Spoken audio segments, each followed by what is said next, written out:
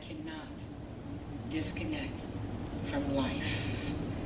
I cannot, you cannot, we cannot. Regardless of the condition, regardless of what's happening, we cannot disconnect from life. The Science of Mind text tells us there is one body, one spirit. The entire creation is this body, and it's the body of God, who is one spirit.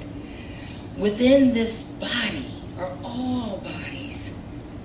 Within this one creation is the product of the one spirit. All material forms come from one ultimate substance, and it takes on many forms. There are many within the one. That's us, folks. That's us. No matter how hard we try, we can never be disconnected from the one.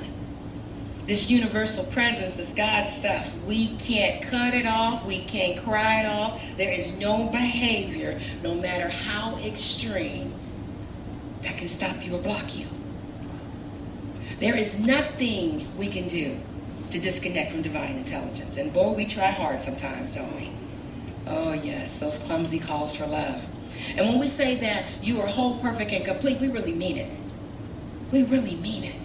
You are perfect and divinely connected to Source always. But sometimes we get disconnected, don't we? Life has a way of creeping in and showing up as us. And so when our divinity gets blocked, we can't see the truth of who we are. It's like a blanket over it. But you're not alone. It happens to all of us. So to stay connected, I must have my spiritual house in order. My spiritual house.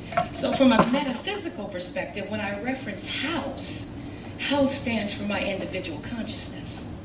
You see the house right here. This is what I'm talking about. It is the environment that is your consciousness. And what is it manifesting? What's showing up in your life? Because around here we say we got to take responsibility for ourselves, right? So if life is not showing up the way we want it on the planet, then whose responsibility is it? Yeah. Stops and starts with me.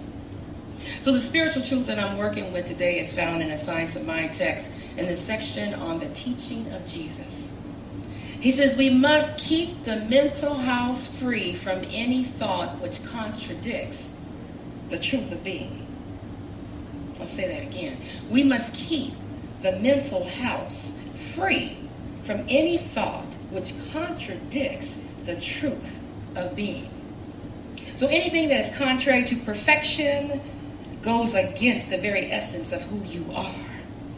And we all know that you think in a direct reflection. All your thinking is a direct reflection of what's going on in your life. And so when I change my thinking, I really do change my life. As simple as it sounds, it's not very simple, is it? Especially with those deep, deep core thoughts. The ones that we grew up with. The ones that are commingled in our DNA. So when we begin to understand that life is what we consciously make of it, we regain our power. It's not rocket science. It's that simple. We regain our power. And sometimes I have to check in with myself and go, where am I living consciously at this time in my life? Because I go through seasons. It changes depending on what's going on. And I have to ask myself, is something being called forth for me? Is there a disconnection at this time? Feeling a little angst here? What's that about? And so I do a little check-in, and sometimes it's just simply something, there's a call for healing in my life. And sometimes it shows up at times when you don't even realize it, right? You hear a song, someone says something, you visit a location that you went to years ago, and it brings back that stuff. And so our thoughts, although they're not active all the time, even those ones that are lying dormant, they're still there. So if I'm upset or if I'm mad about something, and I don't outwardly express it, but I'm thinking it, guess what's going to show up in my life? Some angry people, right?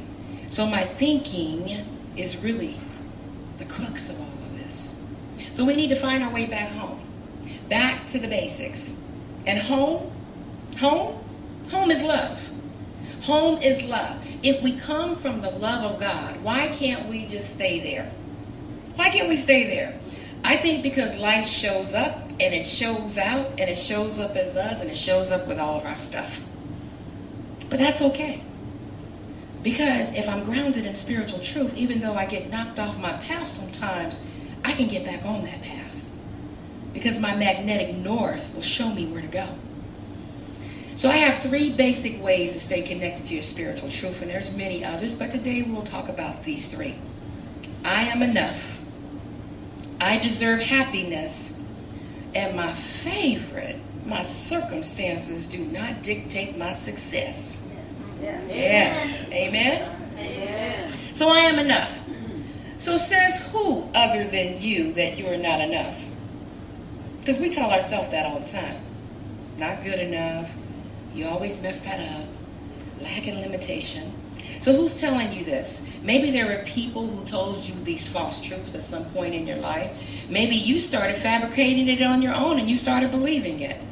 Either way, it's not true. You are more than enough. You are good enough. You are smart enough. You are beautiful enough, and then some.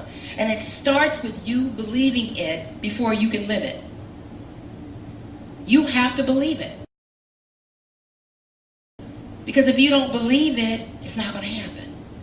You can talk a good game, you can play a good game, you can act a good game, but if you're not, it's not in your consciousness, it's not going to manifest.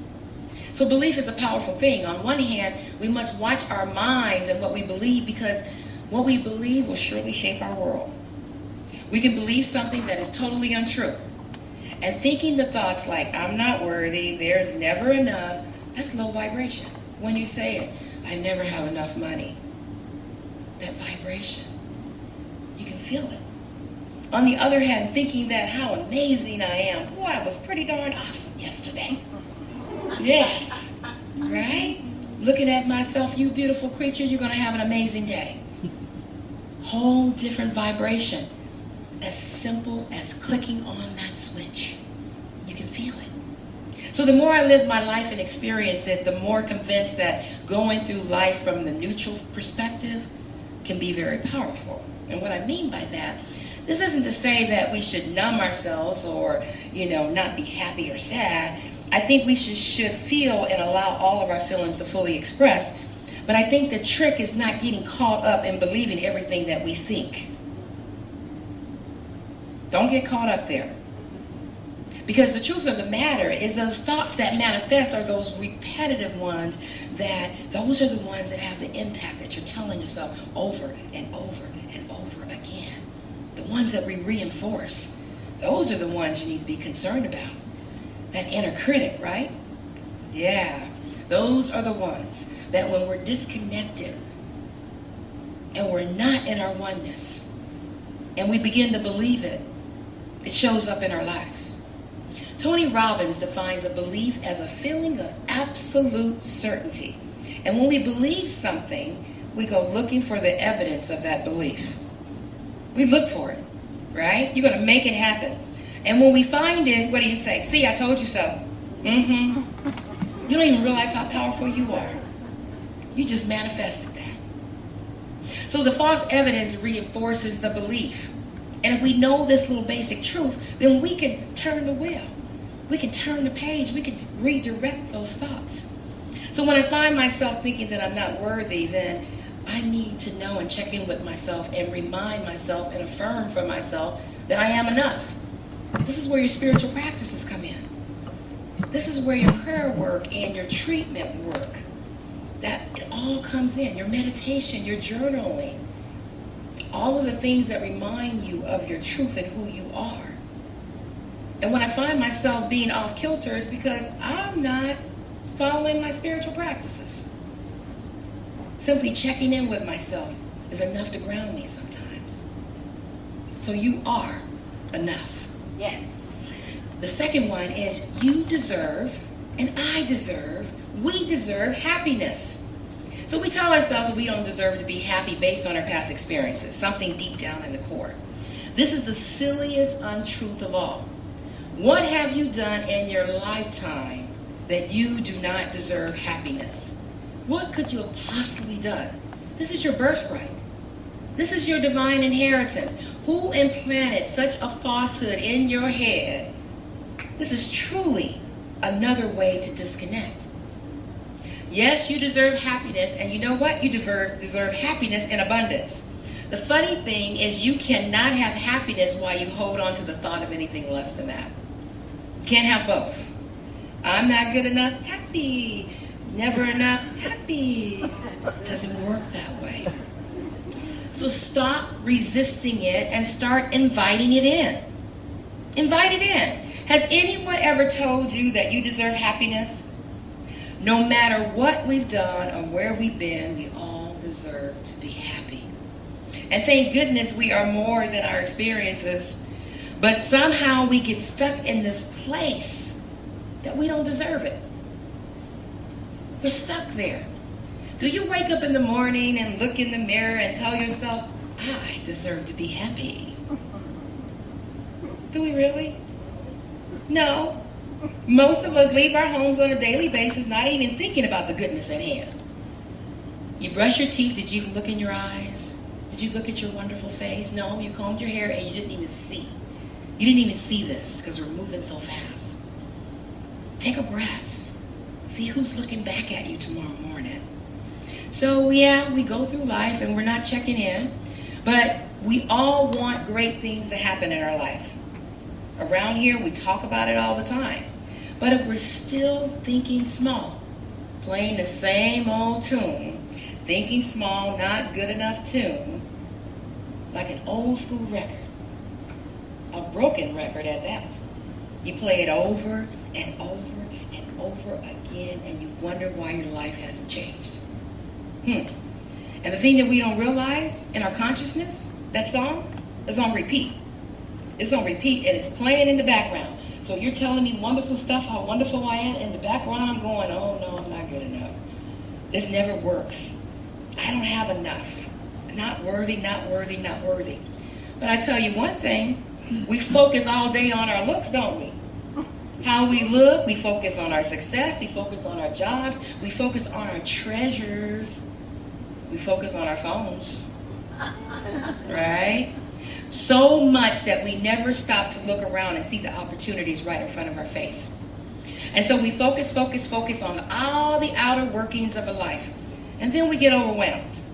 Suddenly the mission is too big to handle and we don't know where to start. We figure it can't be done.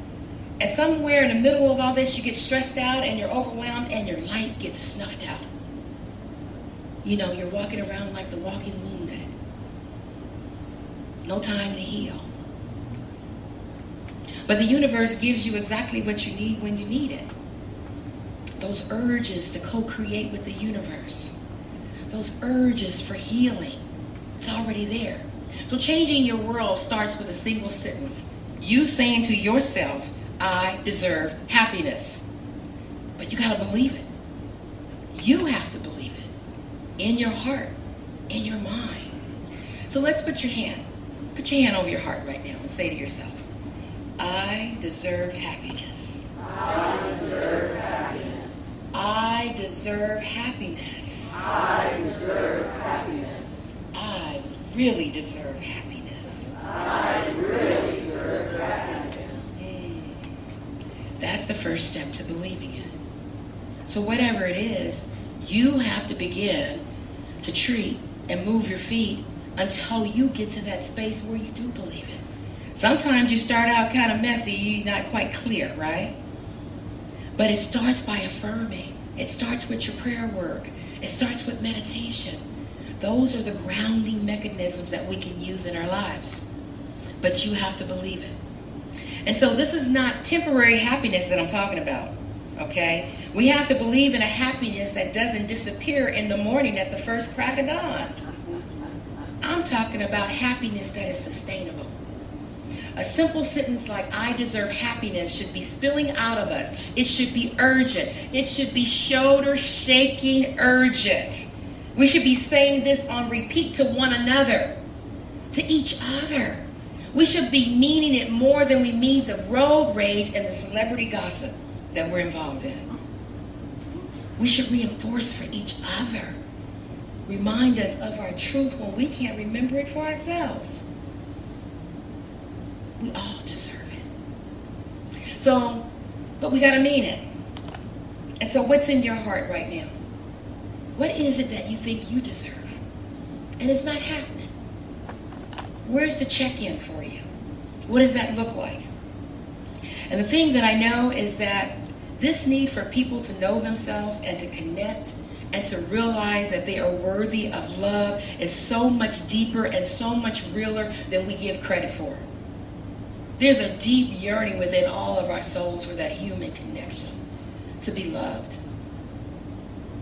That urge, that yearning. And it's not a quiet need. It's a real, raging, unsinkable need. We learn to turn away from validating ourselves because it takes more effort to say I deserve to be happy than buying milk at the store. Try it tomorrow and see if it gets stuck someplace. Or if it's effortless, make it a part of your spiritual practice.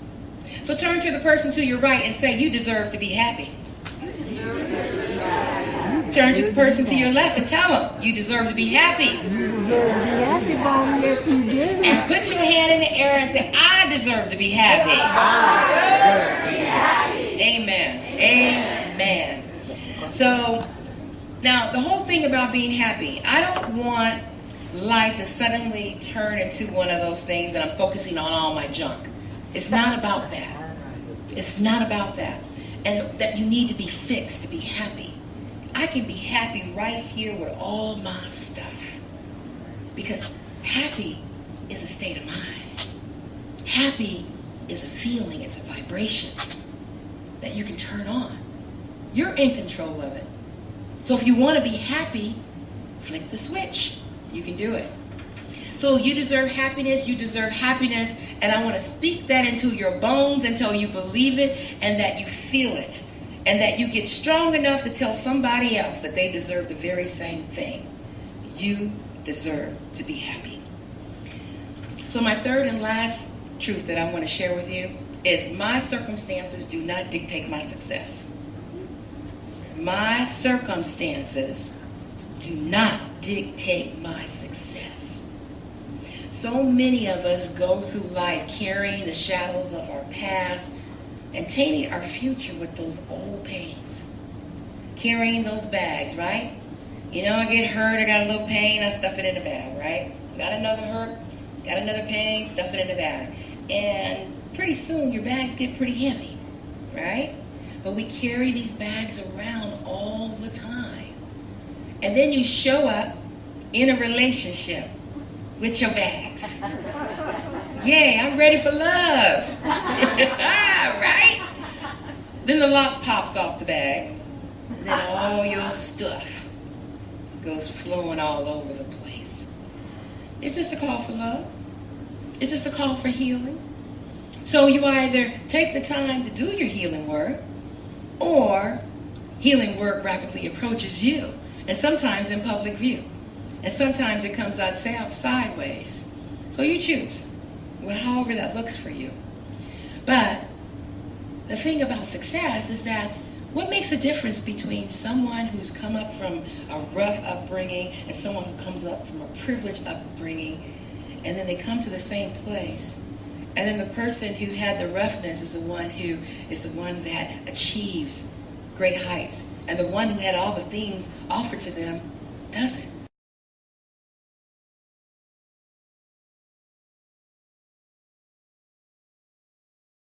How does that happen?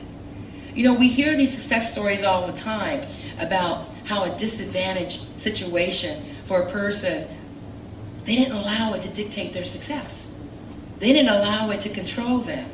And you hear those stories all the time. Those who blatantly ignore their shadows, they shun their current circumstances, and they define their future with brilliant color because they are in control.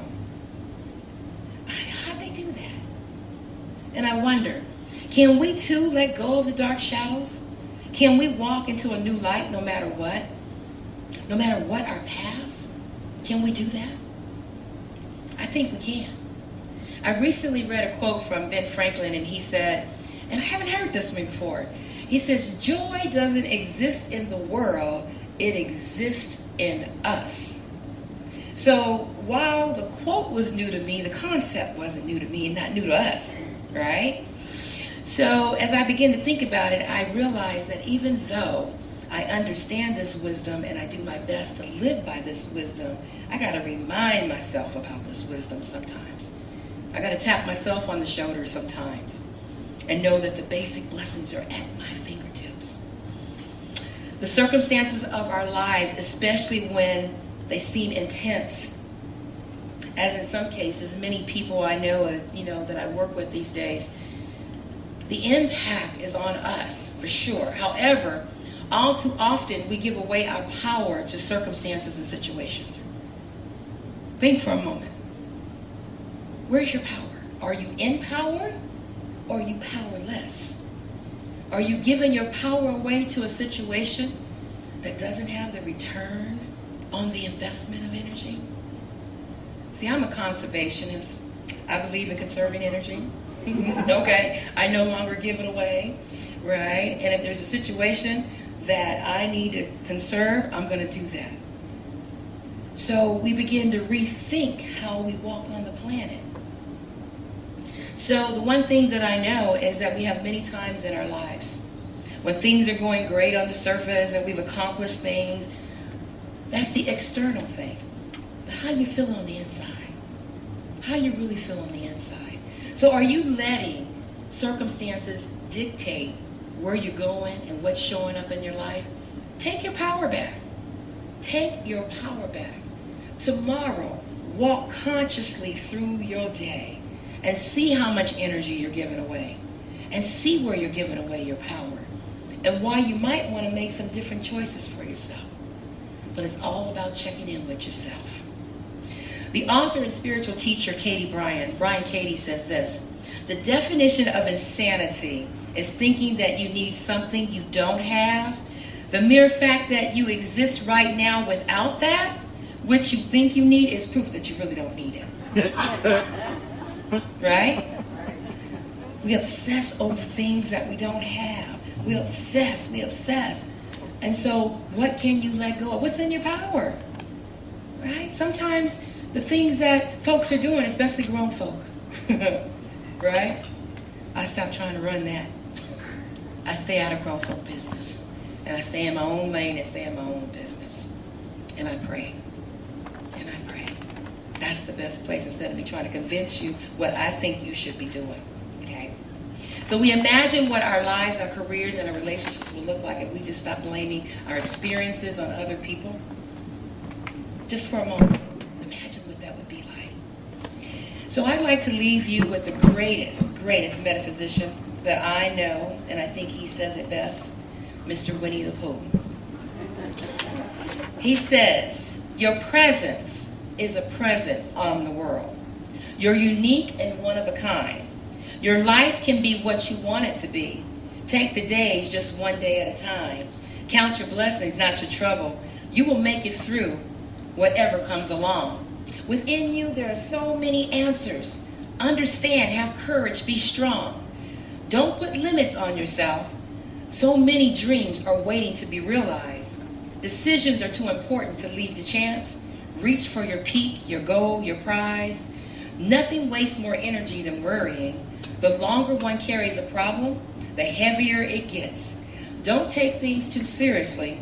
Live a life of serenity, not a life of regrets. And remember that a little love goes a long way, but remember, a lot of love goes forever. And remember that friendship is a wise investment. Life's treasures are people together. So realize that it's never too late to do ordinary things in ordinary, extraordinary ways. Have health, have hope, have happiness. Take time to wish upon a star. And don't even for a day forget how special you really, really, really are. So remember, you cannot disconnect from this thing called life. Let's take this message into prayer.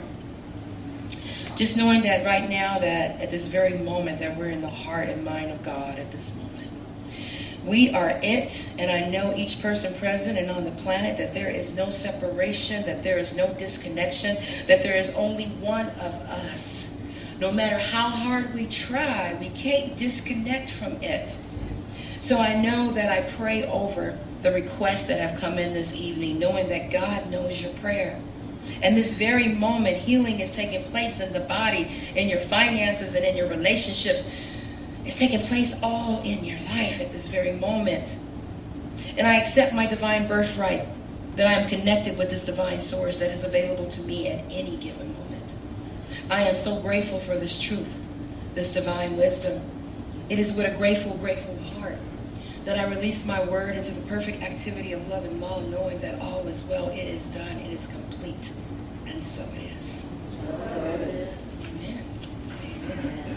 So now it's time for our offering, and Peggy Tillery is going to be coming forward, and it's an opportunity for us to give from the fullness of our hearts.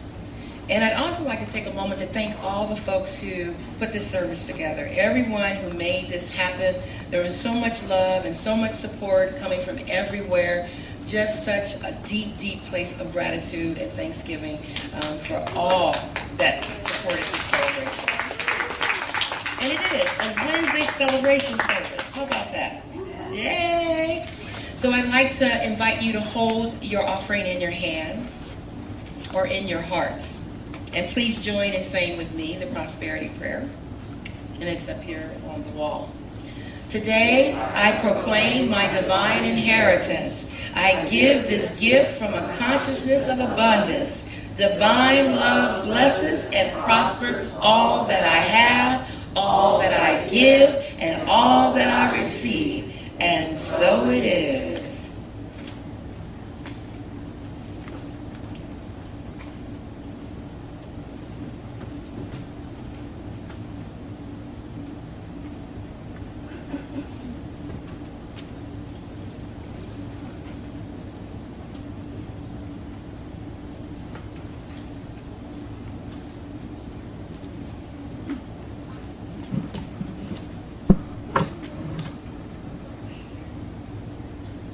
There was a time in my life I thought I had to do it all myself, and I didn't know the grace of God was sufficient, and I didn't know the love of God was at hand. But now I can say, if you are discouraged, struggling just to make it through another day, you gotta let it go. You gotta let it all go. You gotta let it all go.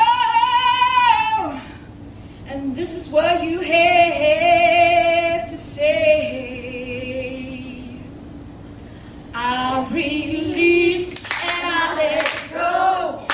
I let Spirit run my life, and my heart is open wide. Yes, I'm only here for God. No more struggle, no more strife. With my faith I see the light. I am free in the Spirit. Yes, I'm only here for God. I release and I let go. I let Spirit run my life, and my heart is open wide. Yes, I'm only here for God. No more struggle, no more strife. With my faith I see the light. I am free in the Spirit. Yes, I'm only here for God.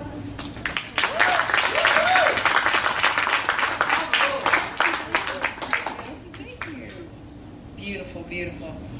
So please stand. It is it's time for our benediction.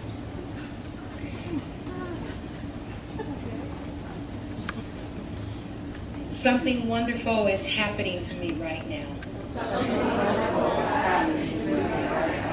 It is this thing called life. Life is in my mind. Life is in my heart. Life is in my affairs. I take this life out this day. And I share it with another. And so it is. And so I am. And so we are. And we'll sing our closing song, which is Blessed Always. Blessed always, blessed always, for the arms of God surrounds us. Let our joy be so triumphant that we rest in God and say amen. Blessed always, blessed always, for the arms of God surrounds us.